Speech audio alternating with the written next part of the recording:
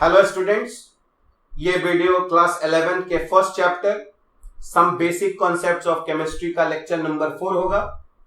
और इस लेक्चर में हम लोग एटम के स्ट्रक्चर के बारे में हम लोग सीखेंगे।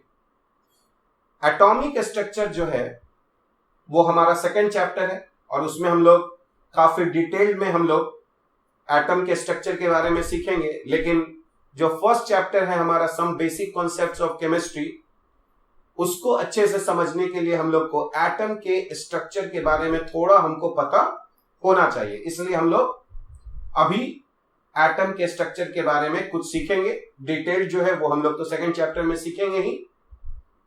तो जैसा कि हम लोग जानते हैं कि किसी भी एटम का जो है वो दो पार्ट्स होते हैं, फर्स्ट न्यूक्लियस और सेकंड जो है वो है एक्स्ट्रा न्यूक्लियर स्पेस।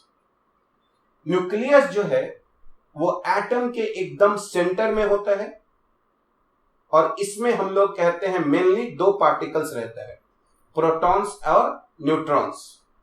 हालांकि न्यूक्लियस में और भी सारे पार्टिकल्स रहते हैं, पर अगर हम लोग अपने सिलेबस के अनुसार चले तो अभी हम लोग सिर्फ ये समझेंगे कि न्यूक्लियस में दो पार्टिकल्स रहते हैं, न्यूट्रॉन्स और प्रोटॉन्स, और उनको हम लोग कलेक्टिवली बोलते हैं न्यूक्लियॉन्स। ठीक है। और जो एक्स्ट्रा न्यूक्लियर स्पेस है, जो न्यूक्लियस के जो बाहर का भाग है, उसमें इलेक्ट्रॉन्स रहते हैं जो न्यूक्लियस के चारों ओर जो है वो रिवॉल्व करते रहते हैं। यानी हम लोग कह सकते हैं कि किसी भी एटम में 3 फंडामेंटल पार्टिकल्स हैं। यानी हर एक एटम जो हम लोग मान सकते हैं कि 3 फंडामेंटल पार्टिकल से मिलकर बना है, इलेक्ट्रॉन, प्रोटॉन और न्यूट्रॉन। ठीक है। तो अब हम लोग देखेंगे कि इलेक्ट्रॉन, प्रोटॉन और न्यूट्रॉन का कितना मास होता है या फिर उनका चार्ज क्या होता है। तो जैसा कि हम लोग यहां पर देख रहे हैं कि स्ट्रक्चर ऑफ एटम में हम लोगों ने अभी डिस्कस किया कि एन एटम हैज 2 पार्ट्स। ठीक है। किसी भी एटम का 2 पार्ट होता है।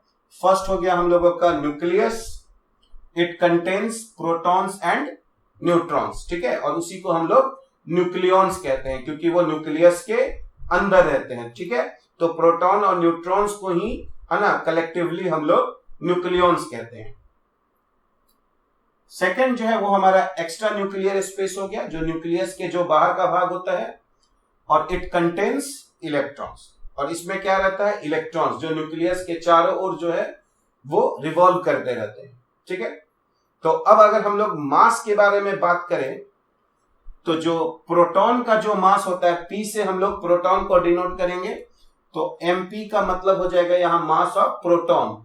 तो अगर हम लोग मास ऑफ प्रोटॉन देखें तो ये होता है हम लोगों का 1.673 इंटू 10⁻⁻24 ग्राम।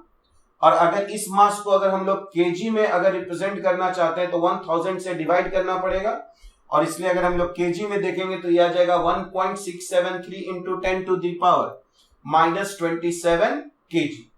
जैसा कि हम लोग यहां पर देख रहे हैं कि जो प्रोटॉन का मास है वो काफी कम है। ठीक है। तो ऐसे मास को हम लोग ग्राम या केजी में रिप्रेजेंट करने के बजाय हम लोग AMU में रिप्रेजेंट करते हैं।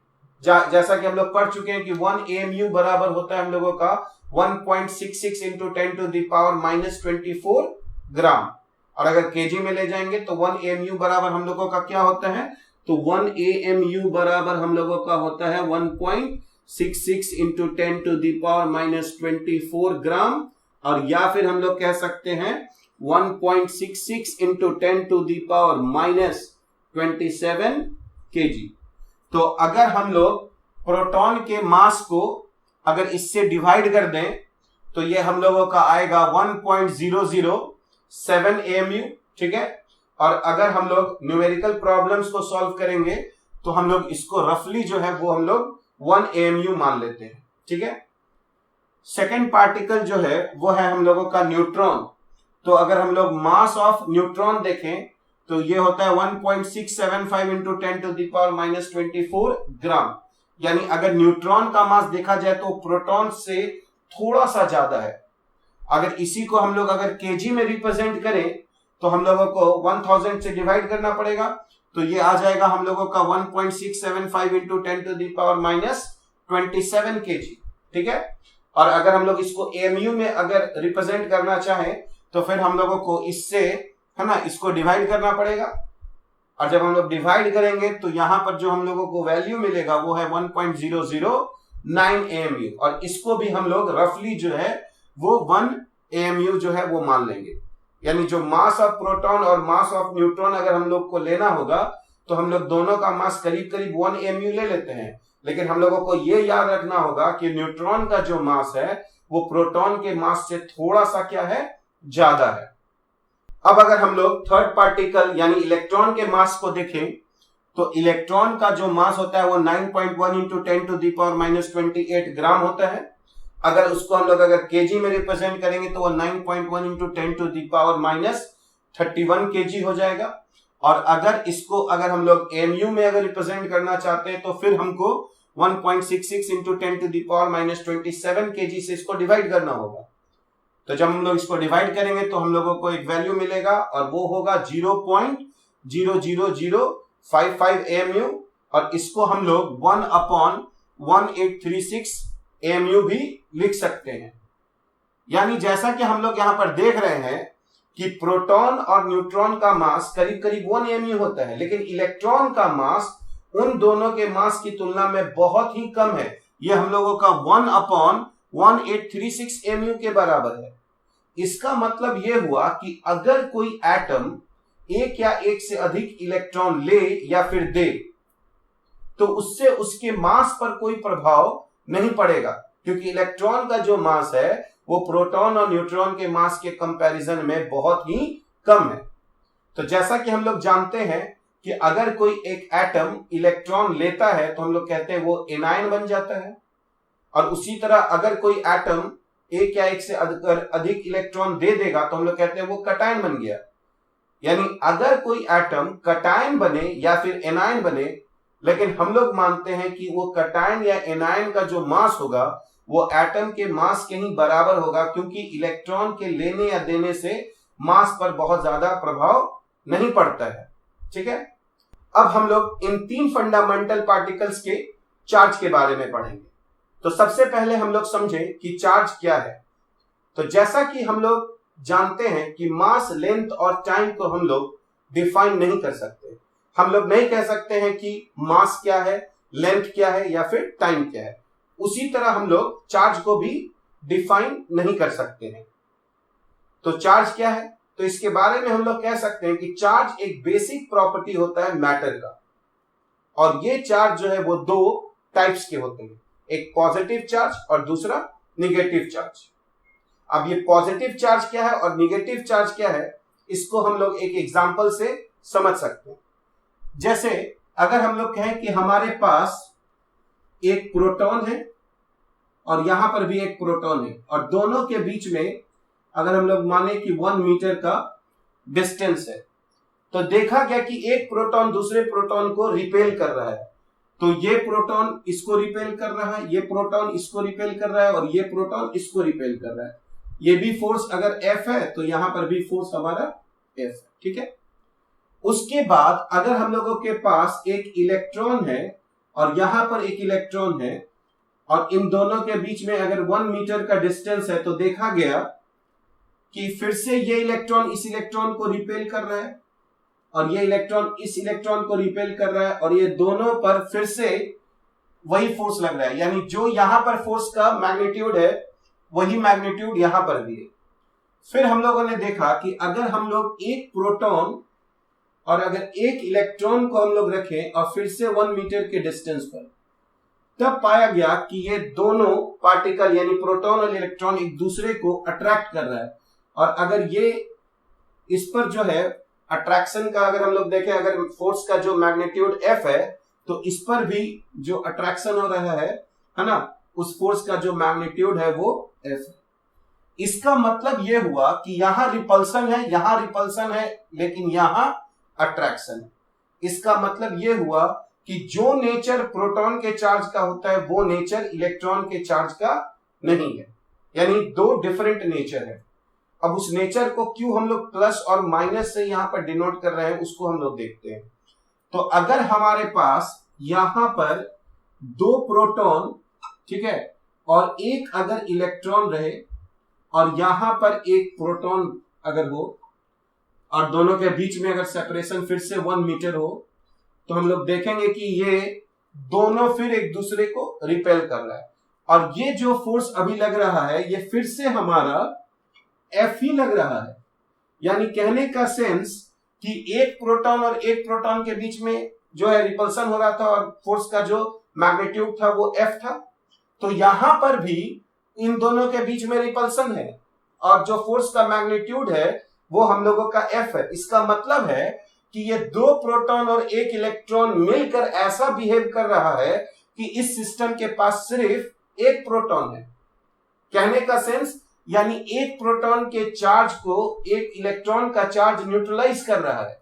और हम लोग जानते हैं न्यूट्रलाइज जो है वो मैथ्स में होता है, जब हम लोग एक प्लस और एक माइनस को जब हम लोग जोड़ते हैं तो दोनों है ना मिलके 0 हो जाते हैं। इसका मतलब ये हुआ कि जरूर प्रोटॉन और जो इलेक्ट्रॉन का जो चार्ज है वो एक दूसरे के अपोजिट नेचर का है और ये कैंसिलेशन एक दूसरे को कर रहा है। और यही कारण है कि प्रोटॉन के चार्ज को पॉजिटिव माना गया और इलेक्ट्रॉन के चार्ज को नेगेटिव माना गया। कहने का सेंस ये है कि ये पॉजिटिव और नेगेटिव सिर्फ नेचर को डिनोट कर रहा है। अगर उस समय के लोग ये मानते कि इलेक्ट्रॉन का चार्ज को नेगेटिव की जगह पॉजिटिव माना जाए और प्रोटॉन के चार्ज को पॉजिटिव की जगह नेगेटिव माना जाए, तो अभी हम लोग पढ़ रहे होते कि प्रोटॉन का चार्ज नेगेटिव होता है और इलेक्ट्रॉन का चार्ज पॉजिटिव होता है। यानी आप किसी को कुछ भी मान सकते थे, है ना।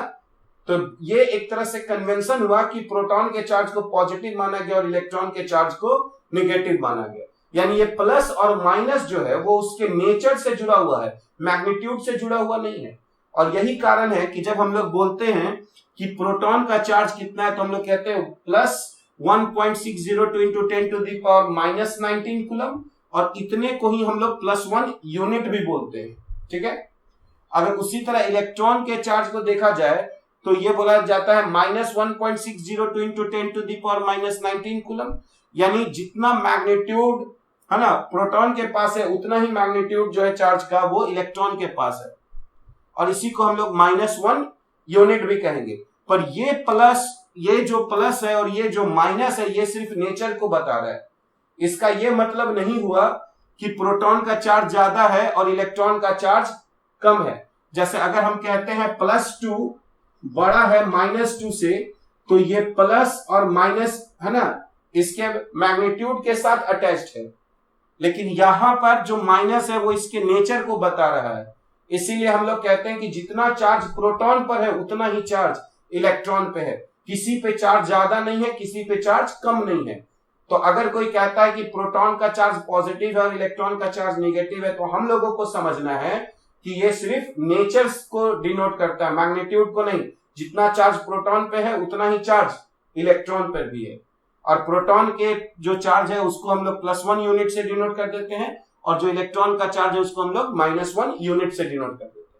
और हम लोग जानते हैं कि जो न्यूट्रॉन होता है वो चार्जलेस होता है, यानी उस पर कोई चार्ज नहीं रहता, इसलिए न्यूट्रॉन के चार्ज को हम लोग यहां पर 0 लिख रहे हैं। अब हम लोग कुछ और इंपॉर्टेंट कॉन्सेप्ट सीखेंगे, जिसमें फर्स्ट आएगा हम लोगों का एटॉमिक नंबर, जिसको हम लोग Z से भी रिप्रेजेंट करते हैं। तो किसी भी एटम या आयन में जो प्रोटॉन्स की संख्या होती है उसी को हम लोग एटॉमिक नंबर कहते हैं, ठीक है। तो एटॉमिक नंबर जो Z हुआ वो होता है number of protons present in an atom और एन आयन। तो Z को हम लोग यहां पर कह रहे हैं number of protons present in an atom और आयन। और साथ ही साथ हम लोग जानते हैं कि कोई भी जो एटम है वो इलेक्ट्रिकली न्यूट्रल होता है, यानी किसी एटम में जितने प्रोटॉन्स होंगे उतने ही इलेक्ट्रॉन्स भी होंगे। लेकिन ऐसा चीज हम लोग आयंस के लिए नहीं कह सकते। अगर हम लोग आयंस को देखें, जैसे अगर हमारे पास कटायन होगा तो कोई भी एटम जब इलेक्ट्रॉन लूज कर देता है तब वो कटायन बन जाता है। यानी जब वो कटायन बनेगा तो उसमें इलेक्ट्रॉन्स की संख्या प्रोटॉन्स की संख्या के तुलना में कम हो जाएगा। और उसी तरह हम कहेंगे कि जब कोई एटम एनायन बनेगा, क्योंकि एनायन बनने के लिए वो इलेक्ट्रॉन लेता है, तो जब भी कोई एटम एनायन बनेगा तो उसमें इलेक्ट्रॉन्स की जो संख्या होगी वो प्रोटॉन्स की संख्या से ज्यादा हो जाएगा। और इसीलिए हम लोग यहाँ पर कह सकते हैं कि चूंकि एटॉमिक नंबर Z जो है वो नंबर ऑफ प्रोटॉन्स होता है, और अगर हम किसी एटम में देखेंगे तो जितना प्रोटॉन्स होता है उतना ही इलेक्ट्रॉन्स भी होता है, और इसीलिए हम लोग फॉर एन एटम हम लोग लिख सकते हैं Z is equal to number of protons is equal to number of electrons. तो किसी एटम के लिए हम लोग एटॉमिक नंबर बराबर नंबर ऑफ इलेक्ट्रॉन्स लिख सकते हैं क्योंकि वो नंबर ऑफ प्रोटॉन्स के बराबर है, लेकिन आयन के लिए हम लोग ऐसा नहीं लिख सकते। यानी अगर हम लोगों के पास एक आयन होगा तब हम लोग सीधा लिखेंगे कि Z इज इक्वल टू है हमारा नंबर ऑफ प्रोटॉन्स, उसको हम लोग नंबर ऑफ इलेक्ट्रॉन्स यहां पर नहीं लिख सकते हैं क्योंकि आयन में जो प्रोटॉन्स की संख्या होती है और जो इलेक्ट्रॉन्स की संख्या होती है वो दोनों अलग अलग होता है। ठीक है, अब अगर हम लोग एक एग्जांपल लें जैसे कि सोडियम, तो सोडियम में 11 प्रोटॉन और 11 इलेक्ट्रॉन होता है। ठीक है, और इसीलिए हम लोग कह सकते हैं कि सोडियम का जो एटॉमिक नंबर है वो 11 है क्योंकि 11 यहां नंबर ऑफ प्रोटॉन्स भी हो जाएगा और नंबर ऑफ इलेक्ट्रॉन्स भी हो जाएगा क्योंकि एटम में जितने प्रोटॉन्स की संख्या होगी उतने ही इलेक्ट्रॉन्स भी रहेंगे। लेकिन अगर हम लोग Na+ देखें तो Na+ कैसे बनेगा? जब सोडियम का एक एटम जो है वो अपना एक इलेक्ट्रॉन किसी दूसरे को दे देगा तो अब उसमें 11 प्रोटॉन्स होंगे लेकिन इलेक्ट्रॉन्स की संख्या सिर्फ अब 10 हो जाएगा क्योंकि वो एक इलेक्ट्रॉन किसी को दे दिया है।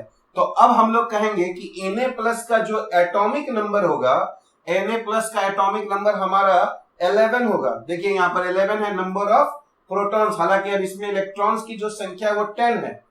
इसीलिए समझना है कि एटॉमिक नंबर को हम लोग हमेशा नंबर ऑफ प्रोटॉन से रिलेट करेंगे, ना कि नंबर ऑफ इलेक्ट्रॉन्स। ठीक है, हम लोगों को कम से कम जो फर्स्ट 30 एलिमेंट्स हैं उनका एटॉमिक नंबर जो है वो याद रहना चाहिए। इससे हम लोग है ना प्रॉब्लम्स को काफी तेजी से हम लोग बना पाएंगे।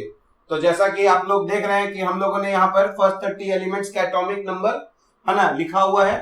आप लोगों में से बहुत लोगों को पहले से पता भी होगा, लेकिन एक बार मैं आपको फिर से बता दे रहा हूं। ठीक है, तो जैसा कि हम लोग जानते हैं कि फर्स्ट एलिमेंट जो है वो हाइड्रोजन है, उसका एटॉमिक नंबर 1, हीलियम का 2 होता है, लिथियम का 3, beryllium 4, boron 5, carbon 6, nitrogen 7, oxygen 8, fluorine 9, neon 10, argon 11, magnesium 12, aluminium 13, silicon 14, phosphorus 15, sulphur 16, chlorine 17, argon 18, potassium 19, calcium 20। मतलब ये 20 तो कम से कम आपको याद रखना ही रखना है। ठीक है, उसके बाद अगर हम लोग देखें तो scandium 21, titanium 22, vanadium 23, chromium 24, manganese 25, iron 26, cobalt 27, निकल 28, कॉपर 29 और जिंक 30। तो ये हमारे है ना फर्स्ट 30 एलिमेंट्स है, इनका हम लोगों को एटॉमिक नंबर याद रखना चाहिए। अब हम लोग सेकंड देखेंगे मास नंबर। मास नंबर को हम लोग कैपिटल A से रिप्रेजेंट करते हैं और ये इक्वल होता है सम ऑफ प्रोटॉन्स प्लस न्यूट्रॉन्स की। अब हम लोग मास नंबर देखेंगे। हम लोग मास नंबर को कैपिटल A से भी रिप्रेजेंट करते हैं और मास नंबर जो है वो sum of number of protons plus number of. अब हम लोग मास नंबर देखेंगे। मास नंबर को हम लोग कैपिटल A से भी रिप्रेजेंट करते हैं और किसी भी एटम में प्रोटॉन्स और न्यूट्रॉन्स की जो कुल संख्या होती है उसी को हम लोग मास नंबर कहते हैं। यानी हम लोग कह सकते हैं कि मास नंबर A जो है वो sum of number of protons and neutrons होता है। ठीक है, तो अगर हम लोग मास नंबर को A से रिप्रेजेंट करें तो A इज इक्वल टू हो जाएगा number of protons plus number of neutrons, और नंबर ऑफ प्रोटॉन्स को ही हम लोग एटॉमिक नंबर बोलते हैं जिसको हम लोग Z से रिप्रेजेंट करते हैं। तो अगर हम लोग यहाँ पर नंबर ऑफ न्यूट्रॉन्स निकालना चाहें तो नंबर ऑफ न्यूट्रॉन्स जो है वो हम लोगों का mass number minus atomic number यानी A माइनस Z के बराबर हो जाएगा। ठीक है, तो अगर हम लोग मास नंबर में से एटॉमिक नंबर को घटा देंगे तो हम लोगों को है ना नंबर ऑफ न्यूट्रॉन्स जो है वो पता चल जाएगा। हम लोग किसी भी एटम को जो है वो हम लोग इस ढंग से रिप्रेजेंट करते हैं, ठीक है। जहां पर x जो है वो उस एटम का सिंबल होता है और जो सबस्क्रिप्ट होता है z वो हमारा एटॉमिक नंबर है और जो सुपरस्क्रिप्ट है वो हमारा मास नंबर है। तो हम a और z को, a को ऊपर रखेंगे और z को नीचे, मास नंबर को ऊपर रखना है और एटॉमिक नंबर को नीचे रखना है। हम लोग इसको है ना इस तरह से भी लिख सकते हैं, है ना, यानी दोनों सेम साइड में भी रख सकते हैं या फिर दोनों को अलग अलग भी रख सकते हैं। बस ये देखना है कि जो ऊपर रहेगा वो हमेशा मास नंबर रहेगा और जो नीचे रहेगा वो हमारा एटॉमिक नंबर रहेगा।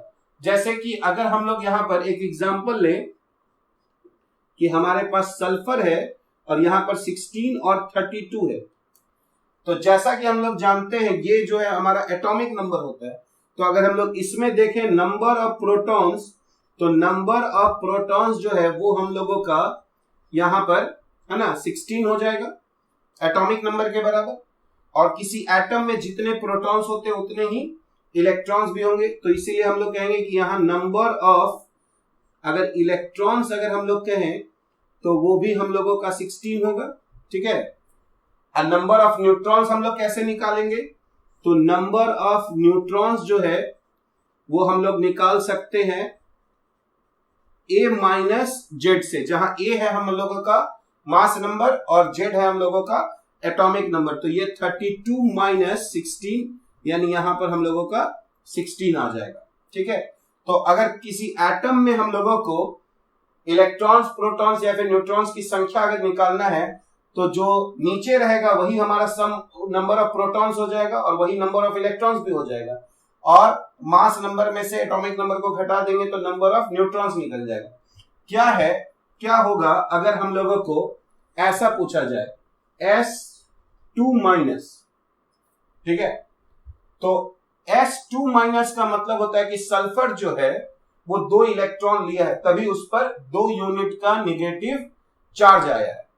तो जब भी आप आयन बनाएंगे तो प्रोटॉन्स की संख्या या न्यूट्रॉन्स की संख्या चेंज नहीं होगा, लेकिन इलेक्ट्रॉन्स का जो संख्या है वो चेंज हो जाएगा।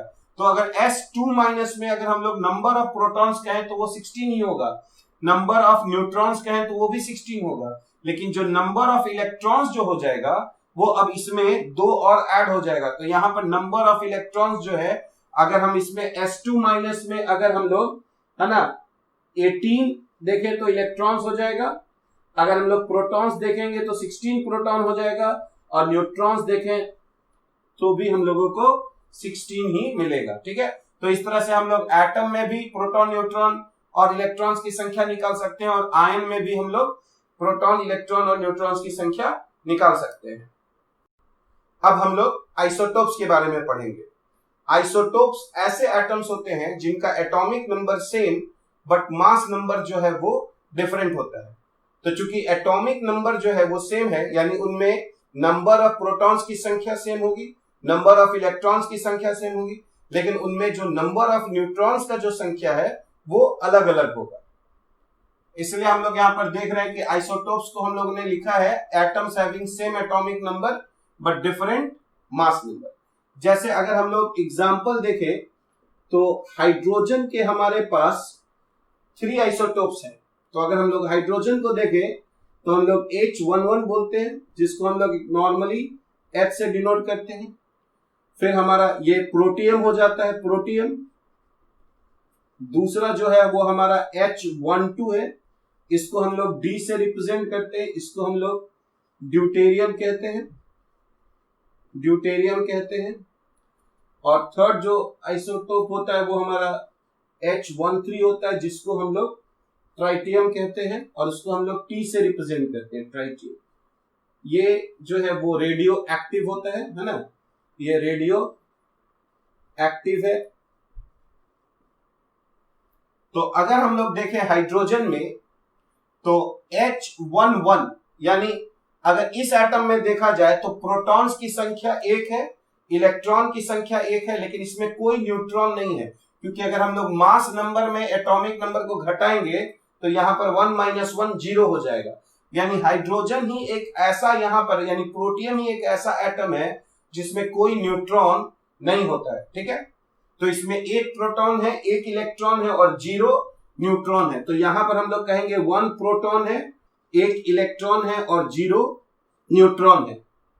जबकि अगर हम लोग ड्यूटेरियम में देखें तो यहां प्रोटॉन की संख्या 1 है, इलेक्ट्रॉन की भी संख्या 1 है, और अगर हम लोग यहां पर न्यूट्रॉन्स का संख्या देखें तो 2 - 1 करना पड़ेगा, यानी यहां पर 1 न्यूट्रॉन है, यानी ड्यूटेरियम में 1 न्यूट्रॉन है।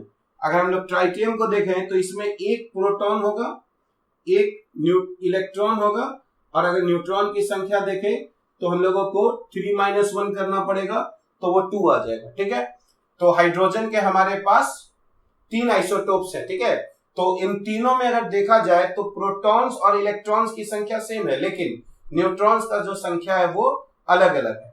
उसी तरह अगर हम लोग देखें तो क्लोरीन के मेनली 2 आइसोटोप्स होते हैं। तो अगर हम यहाँ पर क्लोरीन देखें तो क्लोरीन का एक आइसोटोप जो होता है वो 1735 है, और दूसरा जो आइसोटोप है यहाँ पर वो क्लोरीन होता है 17 और 37। तो अगर हम लोग इसमें देखें तो यहाँ पर प्रोटॉन की संख्या 17 हो जाएगा, न्यूट्रॉन का जो संख्या होगा वो इसमें से इसको घटाना होगा तो 18 हो जाएगा, और इलेक्ट्रॉन का भी संख्या यहाँ पर 17 हो जाएगा। ठीक है, अगर इसमें देखा जाए तो यहाँ पर प्रोटॉन की संख्या जो है वो 17 है, अगर न्यूट्रॉन का संख्या देखा जाएगा तो वो 20 हो जाएगा, और इलेक्ट्रॉन का जो संख्या है वो यहाँ पर 17 हो जाएगा। ठीक है, तो जैसा कि हम लोग यहाँ पर देख रहे हैं प्रोटॉन्स का जो संख्या है वो सेम है, न्यूट्रॉन्स का संख्या अलग अलग है, लेकिन फिर इलेक्ट्रॉन का संख्या क्या हो गया, सेम हो गया। तो इस तरह से हम लोग कहेंगे कि क्लोरीन के 2 आइसोटोप्स है। उसी तरह कार्बन के भी आइसोटोप्स होते हैं, C12, C14, C13 भी होता है। तो अगर हम लोग कार्बन देखें तो मेनली हम लोग 2 आइसोटोप्स देखते हैं कार्बन में, C12 और C14। तो हम लोग कार्बन में यहां पर लिखेंगे 6, 12 एंड 6, 14। तो अगर हम लोग इसमें देखें तो यहां प्रोटॉन की संख्या 6, न्यूट्रॉन की संख्या 6, इलेक्ट्रॉन की संख्या 6 यहां पर होगा। ठीक है, और इसमें अगर हम लोग देखें तो यहां पर प्रोटॉन का संख्या 6, न्यूट्रॉन का संख्या 8 और इलेक्ट्रॉन का संख्या जो है वो 6 हो जाएगा। तो इस तरह से हम लोग देख रहे हैं कि कार्बन में भी हम लोग मेनली 2 यहाँ पर आइसोटोप्स देख रहे हैं, जिसमें प्रोटॉन्स की संख्या सेम है, इलेक्ट्रॉन्स की संख्या सेम है, लेकिन न्यूट्रॉन्स का जो संख्या है वो अलग अलग है। अब हम लोग देखेंगे कि किसी भी एलिमेंट का हम लोग एवरेज एटॉमिक मास कैसे निकालते हैं। तो किसी भी एलिमेंट का एवरेज एटॉमिक मास निकालने के लिए हम लोगों को उस एलिमेंट का जितने भी आइसोटोप्स हैं उनका हमको एटॉमिक मास पता होना चाहिए, और साथ ही साथ नेचर में वो कितने परसेंटेज में पाए जा रहे हैं, उसी को हम लोग परसेंटेज एबंडेंस भी बोलते हैं। यानी उस एलिमेंट के कितने आइसोटोप्स हैं, उनका एटॉमिक मास क्या है, और वो नेचर में कितने परसेंट में पाए जाते हैं।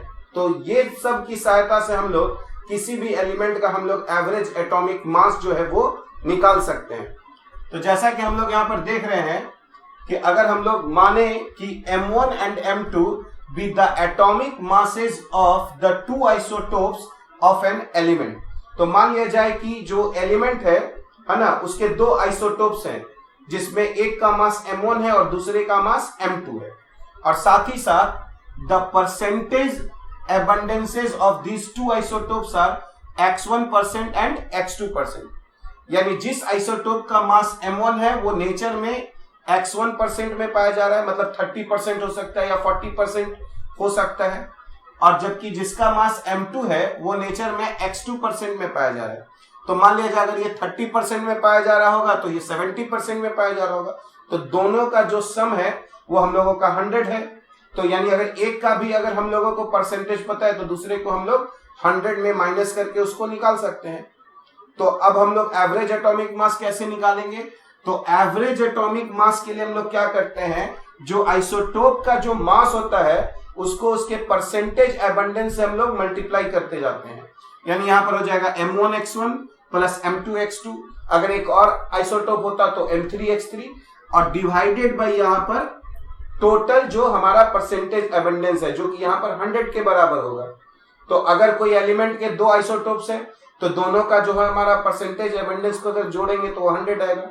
अगर 3 हम लोग के पास आइसोटोप्स होंगे तो तीनों का जो परसेंटेज एबंडेंस होगा फिर उसका अगर हम लोग सम करेंगे तो 100 आ जाएगा। यानी अगर परसेंटेज एबंडेंस दिया हुआ है तो हम लोग यहाँ पर x1 प्लस x2 के जगह 100 ले सकते हैं। ठीक है, तो इसकी सहायता से हम लोग किसी भी एलिमेंट का जो है वो एवरेज एटॉमिक मास जो है वो हम लोग कैलकुलेट करते हैं। जैसे कि अगर हम लोग एक एग्जांपल लें क्लोरीन, तो जैसा कि हम लोग जानते हैं कि क्लोरीन के हमारे पास दो आइसोटोप्स है।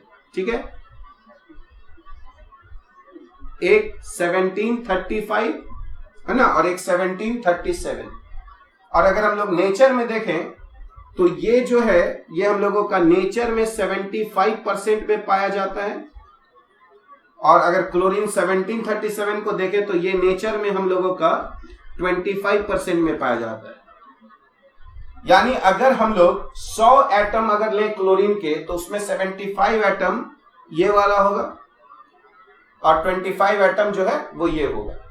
तो अब हम लोग एवरेज एटॉमिक मास निकालें क्लोरीन का तो क्या करना होगा, तो हम लोगों का जो एवरेज एटॉमिक मास जो हो जाएगा क्लोरीन का, एवरेज एटॉमिक मास ऑफ अगर हम लोग क्लोरीन देखें तो कैसे निकालेंगे, तो हम लोग जो यहां पर मास नंबर है वो होता है number of protons plus number of neutrons.